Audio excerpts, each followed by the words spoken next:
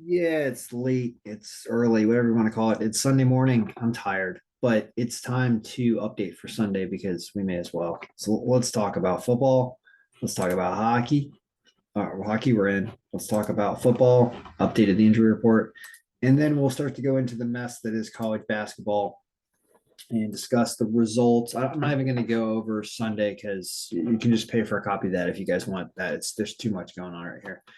So we will talk about apparently this enormous day. And we'll talk about home teams, which went 53-14, not quite 80%. We'll see how the higher end ones did in a second.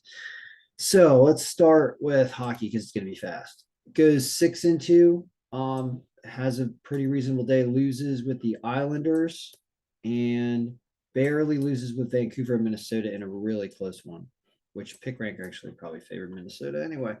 So there are games tomorrow, but it's not updated yet, so we can't even deal with that. So hockey's done. Let's go to football.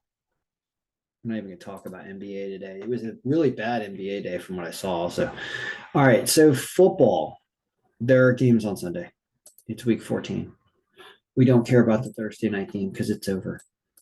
So what do? Keep it simple. Stupid is the way to handle this, which means just read the board. Dallas unbettable at minus 16.5, but they are supposed to crush it. So I don't know what to do there other than do nothing. Cincinnati to win, minus 238, because I don't take teams minus points, but to win at home over Cleveland, that is best projected margin of victory of the day that has a reasonable, I call it a reasonable line at minus 238. That's not good, but at least it's something. Miami over the Chargers at minus 170, even though it's in LA. Says do that. This whole Detroit, Minnesota situation. I'm going to take Minnesota because I don't like taking Detroit, but the algorithm says take Detroit. So never listen to me. Always listen to the algorithm. Do what you want, but I'm taking Minnesota. Seattle and Carolina says Seattle at home. Mayfield doesn't play for Carolina anymore. Six. All right, so that's a win also. 2, 3, 4. Chiefs over the Broncos but they're minus 400. So, I mean, it's out of my bettable range there. So, you're going to skip over that because the line is bad, but you could put the Chiefs on there because what are the odds they lose to the Broncos, right? Things have not been looking up in Denver. Steelers are supposed to beat the Ravens in this. It doesn't say by win score, but it does say by projected by points, and it says by the odds makers too. Man, I'm tempted to take the Ravens because you're going to get the Ravens at a good line. Let's open stuff up. Let's take a look at what's going on here. So I'm saying I'm going against the algorithm. You're watching a video that I'm doing here. I'm taking these two. I'm taking Minnesota down here at plus 120 because I don't trust Detroit. I'm like, you say Minnesota at 10-2. Again, I mean, just whatever. I mean, so what if maybe they're not playing, but they win on paper. So I'll take them at an underdog line. Seahawks minus 189. I kind of want to add the Chiefs on there to win because you're supposed to, even though the line is bad because they're probably going to win, right? So I could do that. I'm going to take the Ravens because the Ravens are going to be at an underdog line of plus 125. Projected points say no, but win score says yes. Is Lamar Jackson hurt? Like, is there a problem? Like, what is going on? Or Baltimore's just not having it this year. Baltimore, the Steelers are playing better. Like, Tomlin got it together. Where are you, Baltimore? Right here. So Baltimore. See if there's any problems. I mean,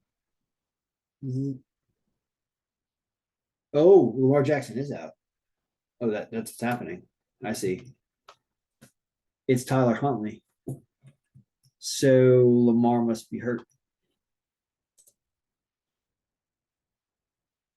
He is doubtful with knee. Yeah, stay away. Knees are bad. All right. So Lamar Jackson not playing. So that's why there's a problem in that game. I understand. So now I see so I should trust the algorithm. I always say that. So backing up, then So it does say you take the Steelers because the Ravens are without Lamar Jackson. Changes their passing game a little bit. That does weird things to this game. So I'm just going to stay away because the Steelers are favored. So the line's not good. And it's just too far down there to pay that line. Niners beat the Bucks 25-21. -180. Does confirm with win score that line's not that bad, and I want to see Brady lose, so I'm partial. I'm going to try it. Chiefs, Seattle, Minnesota, Miami, Bengals. What we got going on here? Next, Eagles barely beating the Giants, but it's -300, and the line's bad. I'm staying away from that. Yeah, it's a tough game. Patriots and Cardinals says Patriots at -125. I want to believe that. This is in Arizona. Can the Patriots defense stop Arizona? Give Belichick credit for that. I would do that too because we're just throwing picks together. Here it says the Jets beat the Bills now, just barely. So the Jets +9.5, because that's a bet that's supposed to win on a round robin. Maybe they don't pull off a miracle again against the Bills, but they might. And as a straight bet, it would say go for it. But I'll go with the +9.5 on the round robin. Definitely not playing a Jacksonville, Tennessee game. And that's the last one. So I counted Jets +9.5, 1, Patriots 2, Niners 3, Chiefs to win 4 at a bad line, Seahawks 5, Minnesota 6, Miami 7, and the Bengals 8. Those are 8 winners I'm going with. Algorithm disagrees with me on Detroit. And algorithm, of course, says top down, anything with a margin of victory of like 5 or better. All these are apparently supposed to win. Dallas, Cincinnati, Miami, Detroit, which I won't touch, Seattle, Chiefs, Steelers. Cuts off kind of close to the Niners in San Francisco. And then it gets wishy-washy after that. So it's really saying that it's going to try to hit these top 8 winners, and that's what it's going to do. All right, so that's football. Now, college basketball. 98 something games. So I'm saying take home teams that are above 10% margin with a 5% bump. That's all these games. There's like 48 of them. So you can filter for that. Let's take a look at how that did. Margin greater than 10%. And these are just home teams. This goes 39-8. So they don't win 90% of their games. They win 83% of their games today. There were a lot of them though. And you lost toward, you lost toward the bottom. And so if you get rid of a home bump altogether when you're doing this measurement and give your home teams even more, here you're 30-4. Yeah, this is more like it. And by the way, there were games today that were not true home games that were screwed up, like Oklahoma, Arkansas and stuff. Like the big games I talked about that were not true home games. That's probably why they popped out as underdogs, because they weren't actually home. That was a huge problem. And that's why I almost want to look at this with no bump, really, sometimes, because then you can be sure you're getting a clean look without accidentally bumping a home team that's not home. So you're 30-4 on this. Losing GW at the bottom. None of these injuries really hurt you at all. The injuries won. So what loses? Santa Clara loses. Illinois loses to Penn State. The powers on those teams are pretty strong. That's why Penn State's a really strong team. You lose with Creighton to BYU at home, even though BYU's going into BYU's tough, going up in Utah. And so that was interesting. And then everything else wins there with no home bump above 10% margin. 43-11, including home teams. And now let's change that filter again to show all the games. And you'd be 72-27 instead of 70 and 29. So it's a better no home bump day, sort of. Now let's go through our away teams first. Away teams at no home bump go 22 and 17.